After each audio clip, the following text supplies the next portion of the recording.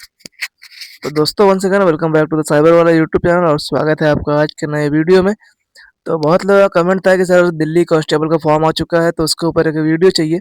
तो आज की वीडियो में हम उसी फॉर्म के बारे में डिस्कस करने वाले हैं और सारे वीडियो की तरह ही हम स्टेप बाय स्टेप सब कुछ डिस्कस करेंगे ताकि आपको सारी चीज़ें अच्छे समझ में आएगी। और वीडियो के एंड में मैं आपको उसका सिलेबस भी देने वाला हूँ कि आपको दिल्ली पुलिस कांस्टेबल का सिलेबस क्या है और आपको क्या क्या पढ़ के जाना है। तो चलिए बिना देरी के वीडियो को स्टार्ट करते हैं। तो सबसे पहले हम बात कर लेते हैं इसके एप्लीकेशन डेट्स के बारे में।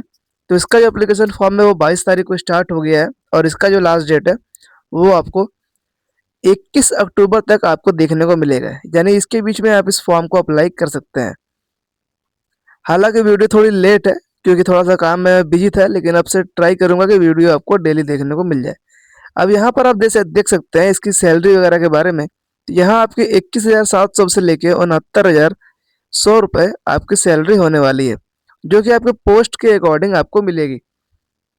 अब स्क्रीन पे आप नंबर ऑफ वैकेंसी आप देख सकते हैं कि general, EWS, OBC, SC, ST में कितनी वैकेंसी टोटल दी गई है। तो चलिए बढ़ते हैं वीडियो में आगे और देखते हैं क्या साहब इस फॉर्म को अप्लाई करेंगे। तो डिस्क्रिप्शन बॉक्स में आपको इस फॉर्म की लिंक मिल जाएगी। जैसे आप इस पर क्लिक करेंगे आप इसके मेन वेबसाइट पे आप रिडायरेक्ट हो जाएंगे। अब यहाँ आने के बाद आपको यहाँ पर लॉगिन और रजिस्टर का ऑप्शन दिखेगा, इस पर आप क्लिक करेंगे।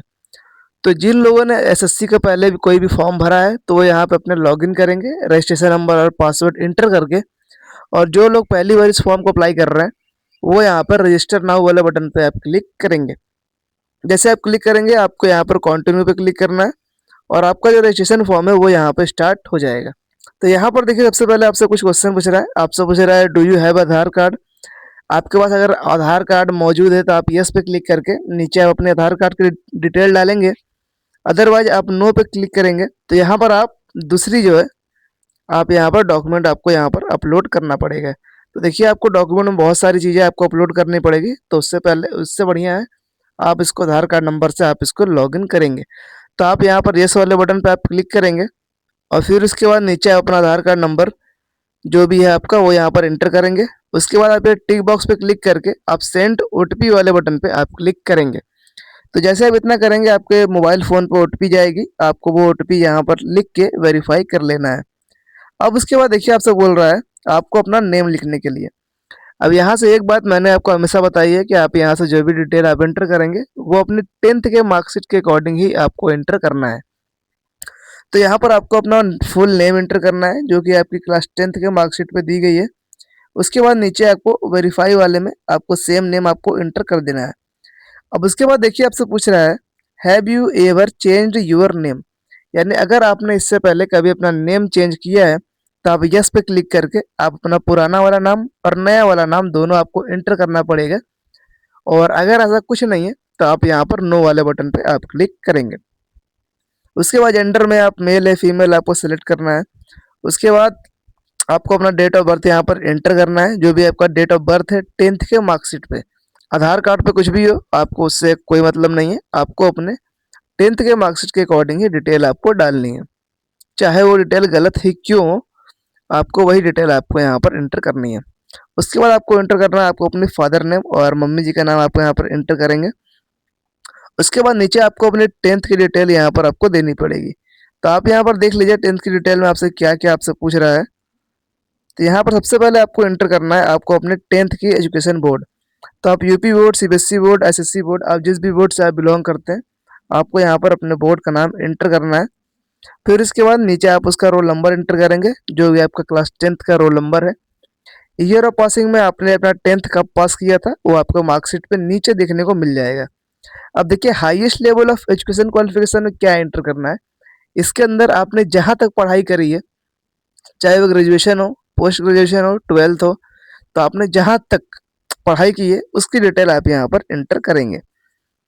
उसके बाद नीचे आप अपना मोबाइल नंबर एंटर करेंगे और अपने ईमेल आईडी आपको एंटर करना पड़ेगा। इससे क्या होगा कि आपका जितना भी अपडेट वगैरह है एडमिट कार्ड से रिलेटेड या फिर एग्जाम से रिलेटेड कोई भी अपडेट वो आपके ईमेल और मोबाइल नंबर के थ्रू आप तक पहुंच जाएगी। तो जैसे आप यहाँ पर मोबाइल नंबर और ईमेल आईडी एंटर करेंगे आप यहाँ पर सेंड ओटीपी वाले बटन पर क्लिक करके आप इसको वेरीफाई कर लेना है। तो जैसे आप इसको वेरीफाई करेंगे आपको सेव एंड नेक्स्ट वाले बटन पे आप यहाँ पर क्लिक करेंगे तो आपको यहाँ पर आपका रजिस्ट्रेशन नंबर आपको यहाँ पर मिल जाएगा।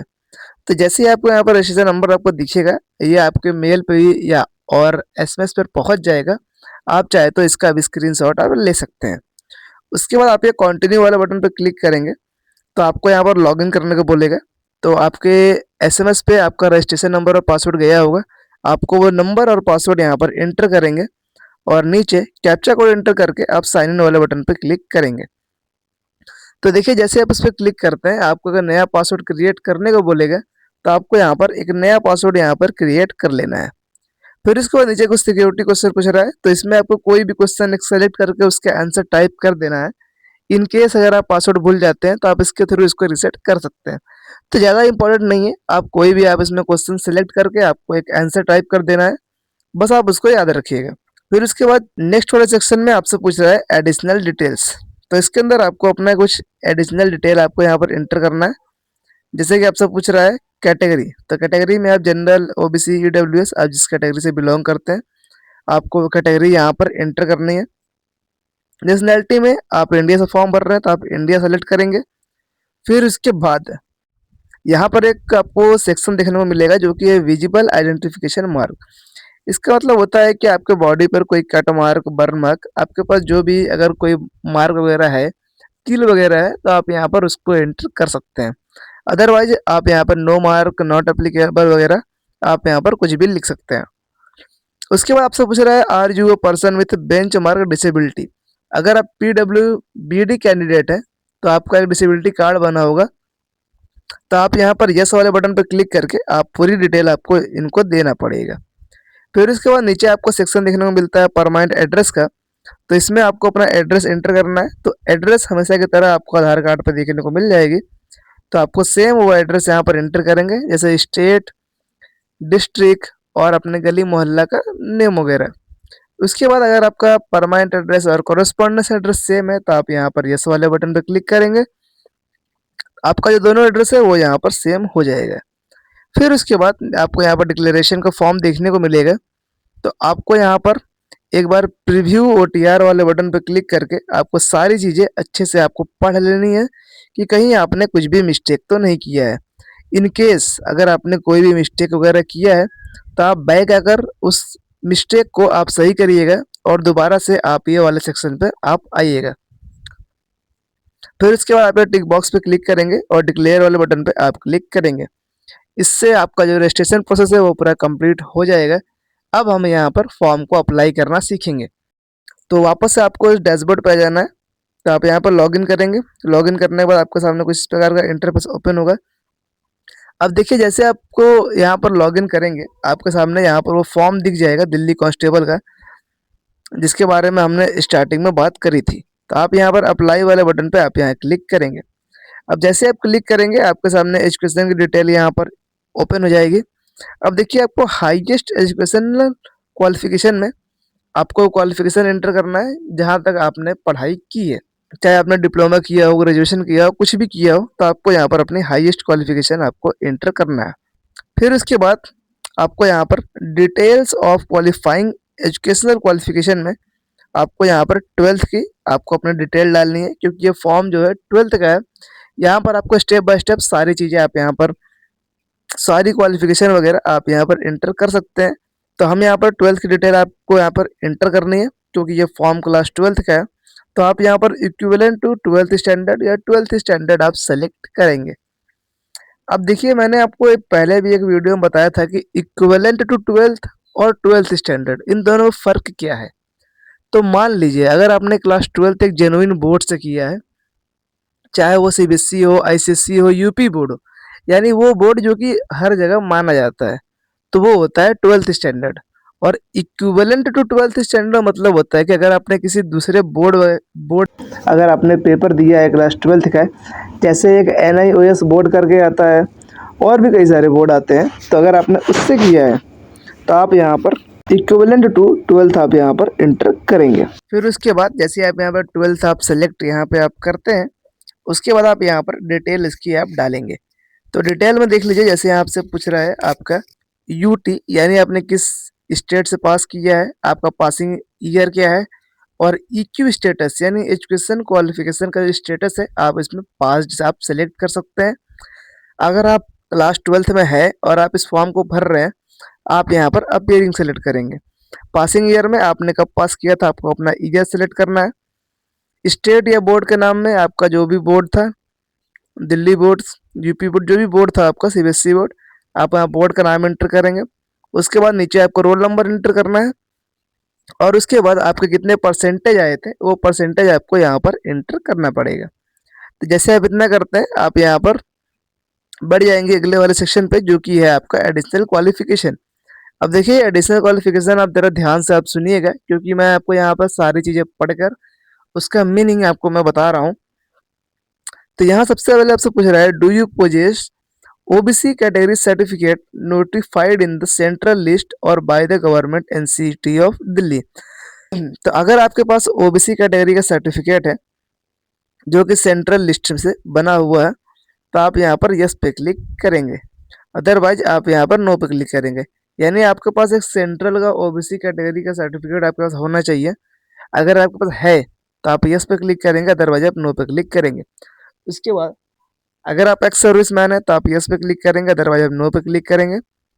उसके बाद whether eligible for special quota, अगर आप स्पेशल कोटा से हैं तो आप यस पे क्लिक करेंगे, डिटेल डालेंगे, अदरवाइज आप नो पे क्लिक करेंगे। उसके बाद देखिए डिपार्टमेंटल कैंडिडेट का मतलब होता है कि अगर आप पुलिस में या पहले से कहीं काम कर रहे हैं तो आप यस पे क्लिक करेंगे, अदरवाइज आप नो पे क्लिक करेंगे।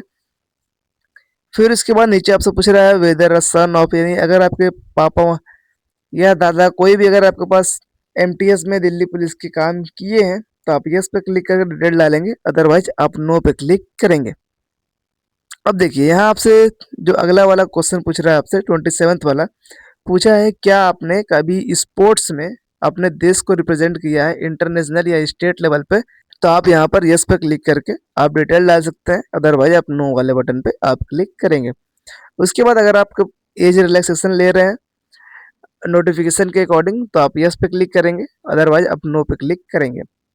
उसके बाद आपको सेव एंड नेक्स्ट वाले बटन पे क्लिक करना है और आपको अगला सेक्शन देखने को मिलेगा एडिशनल इन्फॉर्मेशन 2। अब इसके अंदर देखिए आपको एग्जाम सेंटर्स देखने को मिलेंगे। तो यहाँ पर सबसे पहले आपको देख लीजिए स्क्रीन पे आपको 3 एग्जाम सेंटर के प्रेफरेंस आप डाल सकते हैं, जहाँ आप चाहते हैं आपका सेंटर जाए। तो आपको 3 प्रेफरेंस को यहाँ पर सेलेक्ट कर लेना है। तो चलिए जल्दी जल्दी ये कर लेते हैं। उसके बाद अगर आप एनसीसी से बिलोंग करते हैं, अगर आपके पास एनसीसी का सर्टिफिकेट है तो आप यस पे क्लिक करके डिटेल डालेंगे, अदरवाइज आप नो पे क्लिक करेंगे।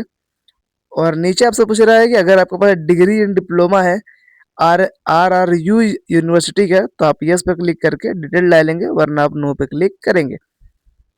उसके बाद आप बढ़ जाएंगे अगले वाले सेक्शन पे और यहाँ आपको अपलोड डॉक्यूमेंट वाला जो सेक्शन है वो यहाँ पर ओपन हो जाएगा। अब यहाँ देख लीजिए आपको क्या क्या अपलोड करना है आपको। तो यहाँ पर सबसे पहले आपको, अब देखिए यहाँ पर सबसे पहले आपसे क्या क्या पेंडिंग है। तो पहला है आपका फेस ऑथेंटिकेशन, दूसरा है इसमें कैप्चर लाइव फोटो और तीसरा है आपका साइन। तो चलिए आप समझते हैं बारी बारी से क्या सीन है इसका। तो पहला क्या है आपको फेस ऑथेंटिकेशन। तो इसमें देखिए आपको यहाँ पर जो फेस ऑथेंटिकेशन है आपका वो आपका एसएससी ऐप आपको यहाँ पर डाउनलोड करना पड़ेगा। उसकी लिंक भी आपको डिस्क्रिप्शन बॉक्स में मिल जाएगी। और यहाँ पर आपको लाइव फोटो कैप्चर करने के लिए आप कैप्चर लाइव फोटो पे क्लिक करेंगे, यहाँ आप अपना फोटो यहाँ पर कैप्चर करके अपलोड कर देंगे। उसी प्रकार नीचे आपको साइन भी आप यहाँ पर अपलोड आप कर सकते हैं। अब देख लीजिए आपको बगल में स्क्रीन आपको दिख रही होगी, आपका जो एसएससी ऐप है कुछ इस प्रकार का आपको दिखेगा। तो जैसे ये ओपन होगा आपको इसमें लॉगिन या रजिस्टर वाला बटन पर क्लिक करके आपको अपने रजिस्ट्रेशन नंबर और पासवर्ड से आपको इसमें लॉगिन कर लेना है। लॉगिन करने के बाद आप वो फॉर्म को ओपन करेंगे जो फॉर्म हम यहाँ पर अप्लाई कर रहे हैं। आपको साइड में आपको स्क्रीन पे देखने को मिल जाएगा। आप इस प्रोसेस को पूरा आप फॉलो करिएगा ताकि आपसे स्टेप मिस नहीं होगा। उसके बाद आप यहाँ पर अप्लाई वाले बटन पर क्लिक करेंगे तो यहाँ आपको दिख रहा होगा आधार फेस ऑथेंटिकेशन का ऑप्शन। तो आप टिक बॉक्स पे क्लिक करेंगे और क्लिक करेंगे आधार फेस ऑथेंटिकेशन पे।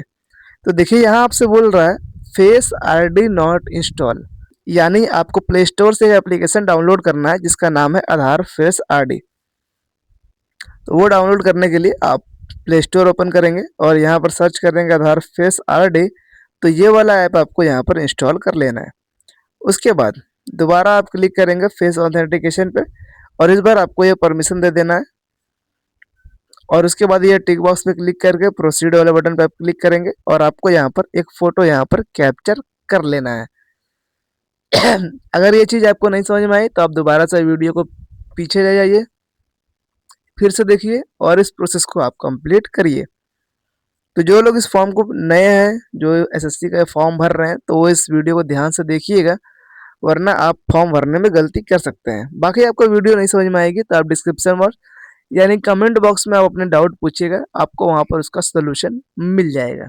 और यहाँ तक अगर आपको वीडियो समझ में आ रही है स्टेप बाय स्टेप सारी चीज़ें, तो चैनल को सब्सक्राइब करके बेल आइकन को ऑन कर लीजिएगा, क्योंकि इस चैनल पे आपको ऐसी ही कंटेंट सारी चीज़ें स्टेप बाय स्टेप आपको सिखाई जाती है, ताकि आपको फॉर्म भरने में कोई भी दिक्कत नहीं होती है। उसके बाद जैसे आप साइन वगैरह सब यहाँ पर आप अपलोड करते हैं, आप सेव एंड नेक्स्ट वाले बटन पे आप क्लिक करेंगे। फिर इसके बाद आपको यहाँ पर डिक्लेरेशन का ऑप्शन दिखेगा, उससे पहले आपको प्रीव्यू फॉर्म का ऑप्शन दिखेगा। तो आपको एक बार सारा अच्छे से फॉर्म आपको पढ़ लेना है, ताकि आपको कोई भी गलती वगैरह आपको दिखे तो आप उसको करेक्ट कर पाएँ। क्योंकि एक बार अगर आप फॉर्म को सबमिट करते हैं तो आप इसको करेक्शन नहीं कर पाएंगे। उसके बाद आप डिक्लेरेशन वाले बॉक्स पे क्लिक करेंगे और सबमिट वाले बटन पे आप क्लिक करेंगे, तो आपके सामने पेमेंट का गेटवे यहाँ पर ओपन हो जाएगा। देखिए अभी यहाँ पर दिखा रहा है कि पेमेंट का जो सर्वर है अभी नहीं चल रहा है, तो आपके में ये टेक्निकल प्रॉब्लम आ सकती है। तो अभी ये टेक्निकल प्रॉब्लम सॉल्व हो चुकी है, तो आप यहाँ पर अपना पेमेंट कर पाएंगे और इसका फॉर्म का प्रिंट आउट आप ले पाएंगे। तो आई होप आपको वीडियो समझ में आ गई होगी, कोई भी डाउट आपके मन में नहीं रहा होगा। बाकी अगर कोई भी डाउट आपके मन में आता है तो आप डिस्क्रिप्शन बॉक्स यानी कमेंट बॉक्स में आप जरूर पूछिएगा, और डिस्क्रिप्शन बॉक्स को चेकआउट करना आप मत भूलिएगा। और आपको अगली वीडियो किस फॉर्म के ऊपर चाहिए आप उसको कमेंट कर दीजिएगा, ताकि मैं अगली वीडियो उस फॉर्म के ऊपर बना सकूं। तब तक के लिए मिलते हैं नेक्स्ट वीडियो में।